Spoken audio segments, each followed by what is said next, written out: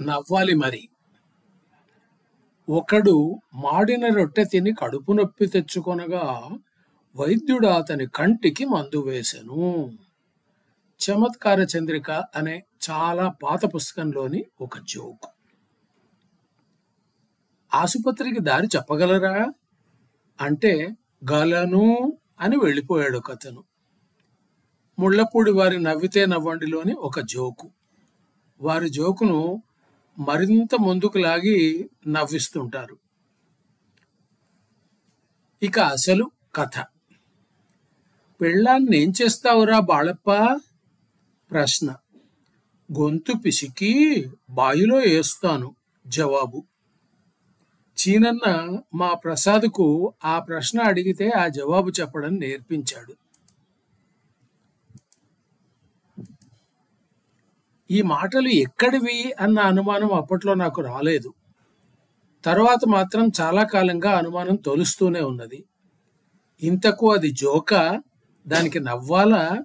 నవ్వాలి మరి. చీనన్న అంటే మా ఒకానొక చిన్నాయన గారి కుమారుడు, హాస్యప్రియుడు. ఒకరోజు అతను భోజనం ముందు ముగించినట్టున్నాడు. తరువాత తిన్నవారికి చారులో ఉప్పు లేదని అర్థమైంది. అదేమి చీను, చెప్పనే లేదు అన్నది అమ్మ. అది ఒక రుచి అనుకున్నాను పెద్దమ్మ, చీనన్న జవాబు. చీనన్న నిజంగా మంచివాడు, అమాయకుడు అనాలేమో. కానీ రుచి గురించి మాత్రం దశాబ్దాల తర్వాత కూడా మా ఇంట్లో జోకుగా అతని మాట చెప్పుకుంటాము. ఒకసారి బంధువుల ఇంటికి పోతే వానికి ఇడ్లీలు పెట్టినట్టున్నారు. ఇంటికి వచ్చిన తర్వాత తిండి పట్టదు అన్నాడు. ఎందుకంటే ఉప్పిండి ఉంటలు తిన్నా అని జవాబు. ఇది మాకు జోకుగా మిగిలింది. ఉండ అంటే గుండ్రంగా ముద్ద కట్టినది అనేనా అర్థం. దాన్ని మేము ఉంటా అంటాము. మా బావమరిది మరో చీనన్న, ఆయన అంతకన్నా హాస్యప్రియుడు. చేసిన లడ్డూలు మరో రోజున ఉంటే అవి ఉంటలు, లేకుంటే ఉండలు అన్నాడు అతను. ఉండను అనే మాటకు అర్థం తెలుసు కదా. ఆ ఇద్దరు లేరిప్పుడు. ఒకరు ప్రయత్నించి మరొకరు నిజంగా అప్రయత్నంగా పైలోకాలకు చేరుకున్నారు. బతుకులో వెలుగునీడలకు వీళ్లే ఉదాహరణలు. గణపతి అని ఒక నాటకం. అది హాస్యం కింద లెక్క. విజయవాడ రేడియో వాళ్ళు దాన్ని రేడియో నాటకంగానూ మలిచారు. అది చాలా ఏళ్ల క్రితమే. నేను పుస్తకం చదివాను, రేడియో డ్రామా విన్నాను. అప్పట్లో నా రియాక్షన్ ఏమిటో నిజంగా గుర్తులేదు. శ్రీ రఘురామ చారు తులసీదళధామ అన్న పద్యానికి ఆ నాటకంలో ఒక పంతులు గారు, రాముల వారు చారు కాచుకున్నారు, కరియాపాకు లేకుంటే తులసి వేశారు అని వ్యాఖ్యానం చెబుతారు. అది మాత్రం తప్పకుండా నవ్వించింది. కొంచెం తెలివి వచ్చిన తర్వాత, ఆహా తెలివి, నాటకం వింటే అరికాల్లో నుంచి మంట పుట్టింది. అది ఏమాత్రమూ నవ్వవలసిన అంశం కాదు. గణపతి ఒక మొద్దబ్బాయి. ఎవరైనా మొద్దబ్బాయిగా పుడితే తప్పు తల్లిదండ్రులది, వానిది ఎంత మాత్రమూ కాదు. ఆ మొద్దబ్బాయిని తల్లి అమితంగా ప్రేమిస్తుంది. తల్లులకు మామూలు వారి కన్నా బలహీనులు, బుద్ధిహీనుల పట్ల కించిత్తు ఎక్కువ ప్రేమ సహజం కదా. ఈ విషయాన్ని హాస్యంగా వాడుకుంటే అంతకంటే క్రూరత్వం ఇంకొకటి ఉంటుందా? ఆలోచించాలి. అలాంటి వారి పట్ల సానుభూతి కలుగుతుంది. నవ్వు పుట్టదు, పుట్టకూడదు. ప్రతి మనిషిలోనూ పరిణామక్రమ ప్రభావంతో ఒక అడవి మనిషి, మంచి చెడు చూడలేని మొరటి మనిషి దాగి ఉండడం సహజం. ఎవరో ఒకరు జారి పడతారు, లేదా కట్టుకున్న గుడ్డ ఊడుతుంది. ముందు అందరూ నవ్వుతారు. అదుగో ఆ మొరటు మనిషి పైకి వచ్చి నవ్వించినట్టు లెక్క. ఆ తరువాత సభ్యమానవుడు మేలుకుని సానుభూతిని కూడా పంచడం తెలుసు. పుట్టపర్తి నాగపద్మిని గారు కొన్ని పుస్తకాలు గోపాలకృష్ణ అన్నయ్య గారికి ఇమ్మని ఒక అబ్బాయికి అప్పచెప్పారు. అతను నేనే గోపాలకృష్ణ అనుకుని నాకు తెచ్చి ఇచ్చాడు. నిమిషాల్లో తిరిగి వచ్చి మళ్లీ పట్టుకుపోయి అసలు చిరునామాలో అందజేశాడు. ఈ మధ్య నిమిషాలలో నాకొక యురేకా క్షణం దొరికింది. ప్రసిద్ధ కన్నడ రచయిత బీచి ఆయన నవల సరస్వతి సంహారము. దాన్ని పుట్టపర్తి నారాయణాచార్యుల వారు తెలిగించారు. పెళ్ళాన్ని ఏం చేస్తావురా డైలాగుతో ఆ పుస్తకం మొదలవుతుంది.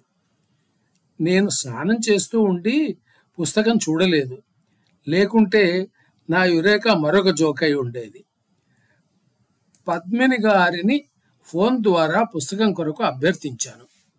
ఆమె దయతో మొదటి సంహారంలోని, సంహారం అంటే సమాహారం అని, అంటే ఒక సేకరణ, గుంపు, కూడిక అని అర్థం ఉంది. మరి అన్నీ కాకుండా కొన్ని పుస్తకాలను నాకు పంపించారు. వారికి ధన్యవాదాలు చెప్పాను. ఋతు సంహారము అన్న కావ్యానికి ఋతువుల వరుస అని అర్థం. మరి సరస్వతి సంహారము ఏమిటన్నది నా కుతూహలం. ఆచార్యుల వారి రచనలు, వారి గురించిన రచనలు ఉన్న త్రిపుటిని కూడా పక్కన పెట్టి ముందు ఈ చిన్న నవల చదివేశాను. దానికోసం మీరు వెతికితే దొరకదు. అచ్చులో అది ఇప్పుడు దొరకడం లేదు. పద్మిని నాకు, మా అన్న గోపాలకృష్ణకు ఇచ్చినది ఫోటో కాపీ ప్రతి. ఆ పుస్తకంలోని నాయకుడు బాళప్ప అనే బాలప్ప. వాడు గణపతి కన్నా మరింత మొద్దబ్బాయి. వానికి ఆదర్శ మహిళకు ఆదర్శంగా ఒక అక్కగారు. ఆమె భర్త పండితుడు, తాత్వికుడు. వారి సంతానమైన సరస్వతి అపర సరస్వతి, అందగత్తె, మూర్తి భవించిన మంచితనం. మనకు మేనరికం హక్కు అనేది ఒకటి ఏడిచింది కదా, కనుక సరస్వతిని బాలప్పకిచ్చి పెళ్లి చేశారు. ఇంకా నయం, గణపతి కథ ఇంత దూరం సాగదు. బాయిలో వేస్తాను, అది గొంతు పిసికి అని చిన్నప్పుడు చెప్పిన మాటలను ఈ నాయకుడు నిజం చేస్తాడు. నిజంగా అది సరస్వతి సంహారమే. పుస్తకం చదివిన తరువాత నా మనసు కలతపడింది. ఎన్నిసార్లు, ఎంతకాలం దాన్ని గురించి ఆలోచించాను. ఇది హాస్యమా? దీనికి నవ్వెట్లా వచ్చింది? ఒక అమాయక ప్రాణి కర్మగాలి మూర్ఖుడైతే అది నవ్వు పుట్టిస్తుందా? మనం మనుషులమైనట్లా, లేక ఇంకా పశువులుగా మిగిలి ఉన్నామా? మొక్కపాటి వారు బారిస్టర్ పార్వతీశము అని ఒక రచనను మనకు అందించారు. అందులోని సన్నివేశాలు అన్నీ మనలను నవ్విస్తాయి.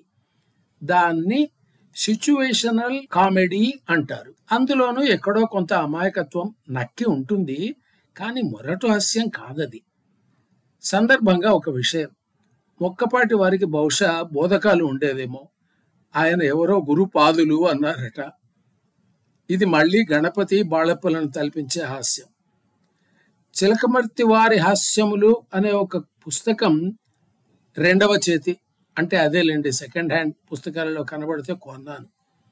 చదవడం మొదలు పెడితే ముందుకు కదలలేదు. అందులోనూ మొరటు హాస్యమే. బ్రాహ్మల గురించి జోకులు వేసి నవ్వడం మనకు బాగా అలవాటు.